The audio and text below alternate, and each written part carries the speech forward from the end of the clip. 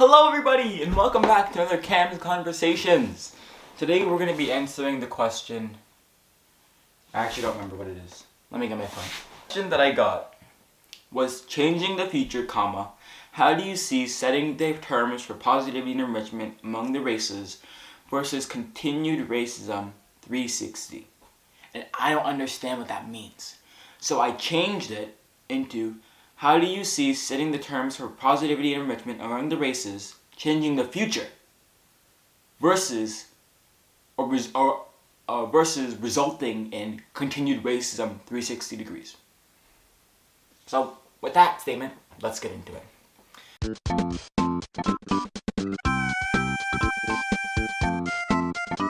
You all know by now that I'm an optimist and I love making positive, long-lasting change.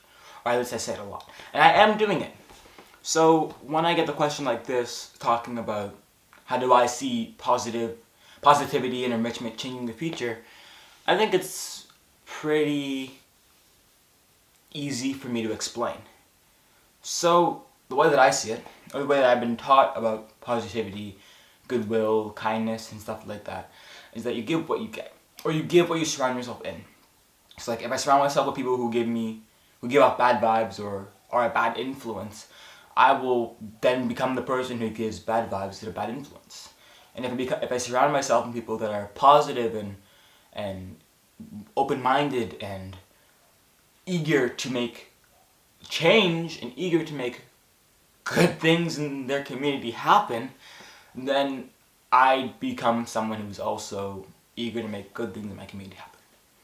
So I think answering your question, it's the positivity and enrichment. So the positivity and support and supportiveness and the open mind of having a growth mindset are all components that build into a positive community or a positive environment that will change the future.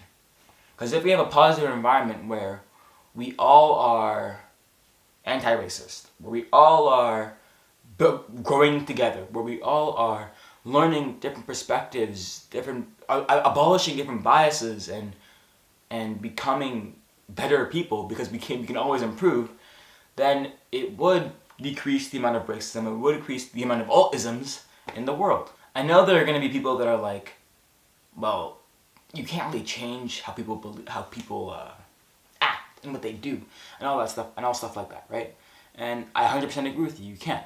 If it has to be them that change their own values and their own beliefs and who they want to be in the future, they can become it. All I'm saying is we have to create an environment where we are positive, and that will, I think, get a majority of people who support being positive people. You can never get rid of something that's negative. I don't think you can. And I know this might be hard to hear for some people, but I don't think you can. Negativity is always going to be there. Pessimism is always going to be there. I know that it's light, good, and evil, all that stuff. Evil is always going to be there.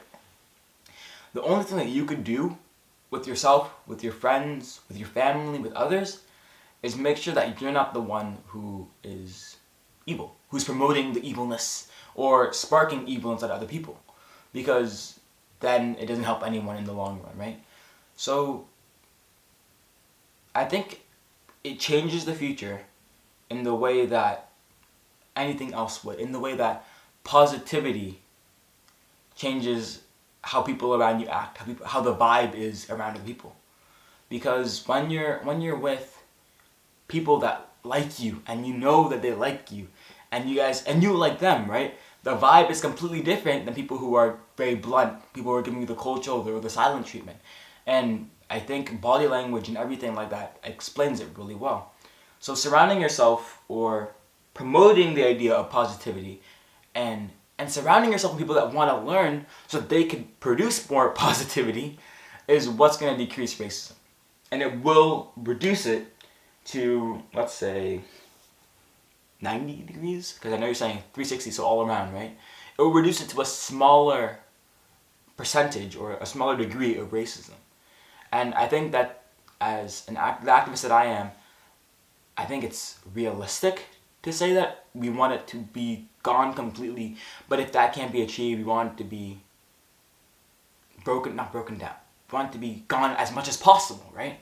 And if as much as possible is good enough, then I'll take that good enough until we can get that other 90% gone. Another thing I want to point out is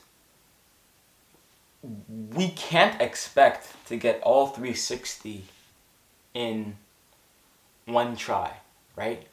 I feel like it's so annoying though, because it's a lot of effort and it's really tiring to do over and over again. And thinking about it, like, we should have got that 360 by now. Thinking about how many years racism has been going on, and now it's being more prevalent for other races as well, or now we're seeing it more in the media for other races as well. It's not good, and it's not looking hopeful for us. But like I said at the beginning of this video, all we could do is be the best that we can be, try and educate others, and those who want to join us, they can join us. We can't waste our time and our effort and our energy on those who aren't going to be persuaded. We have to get those who are on the fence. We have to get those who are okay with making mistakes. We have to get those who want to better themselves, so that we can make sure that then we have more people, we have more support, so that we could get the other people on board. And that's why I'm going to get into cancel culture again.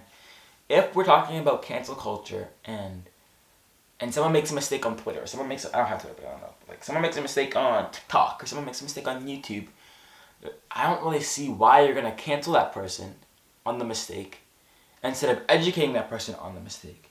And don't get me wrong, cancel culture can be informative, but the cancel culture that I'm seeing is really just aggressive and dramatic. We have to make sure that if we cancel someone, it's because we're giving them the resources they need themselves to educate. We're giving them books, we're giving them... But you can't... Man, Cam's Conversations is becoming way too philosophical. Because the question that came up when I explained that to you guys is, how do you know that someone learned what you taught them, or changed or was persuaded from what you taught them, other than the fact that they could fake it with a mask? Mask is, that's what the point of the mask is. Like, we know that if I say something to you, don't say this because it's racist, do better, right? Yeah, you could do better with me, but you could go to the next person you see and do the exact same thing, and then what's the point of that? So, when I say don't waste your time and your effort, it's making sure that the person you're talking to is someone who is... what's the word? You need someone who is integritable. Someone who values the idea of integrity. And by doing that, they're going to be doing the good thing. They're going to be supporting you while you're not there. And that's the best supporter to have. Because they're going to have your back. They're going to be educating others if they can. And they're going to be like the best ally that they could be. Or the best friend that they could be, right? Because they are someone who values integrity. And that's all we can do. That's all we can support in the idea of positivity and enrichment. Because if we set terms on how we're being positive, how we're educating others, enriching them with knowledge, enriching them with resources to learn, enriching them with our own experiences, then one, they have no excuse other than to learn. And two, when they do learn, they're going to be educating others, enriching others as well. And that goes 360. So I think a perfect way to end this is by saying the only way to combat a negative 360 is to add a positive 360. Oh no! The perfect way to combat a negative 360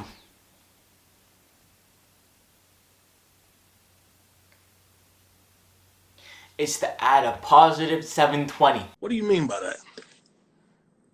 What I mean is that we can't just go 360 because 360 gets us to 0, which is nothing.